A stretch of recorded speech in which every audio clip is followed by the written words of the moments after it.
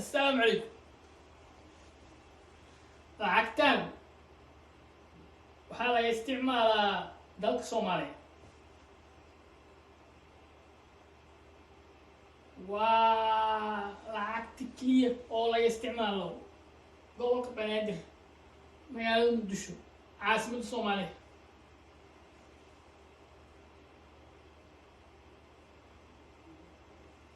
laba maadur waaye.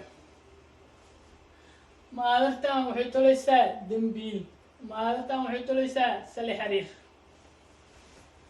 lacagtan waxay soo baxday 1990.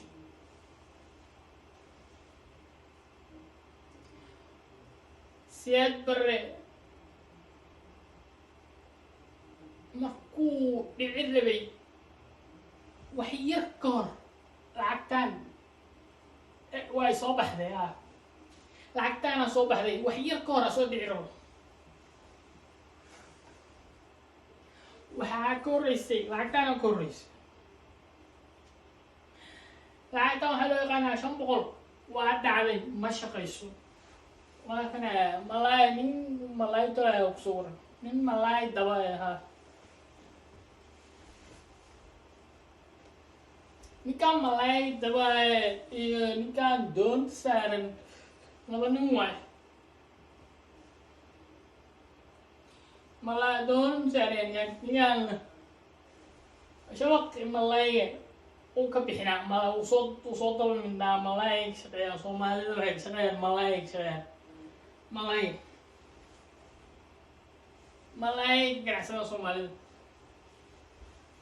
masaajidna waa kana masaajidka waa kana masaajidkan waxaa loo yaqaanaa isbahaysiga.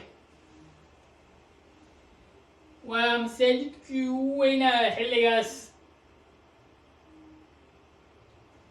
ay lacagtan soo bixaysay. masaajidka magaalada Muqdisho masaajidka ugu weynaa waa masaajidka isbahaysiga la dhihi jiray. ilaa hadda wuu jiraa ilaa haddii waa la dhahay masaajidka isbahaysiga marka lacagtan 500 waaye ma shaqayso. حتى الآن الجو لعقدها magaalada Muqdisho waa laga isticmaalaa 1 shilin waaye.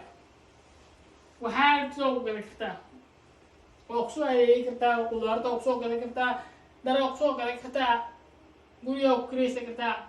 lacagtana laga isticmaalaa magaalada Muqdisho. laba maadar hayloobiya laba maadar waaye.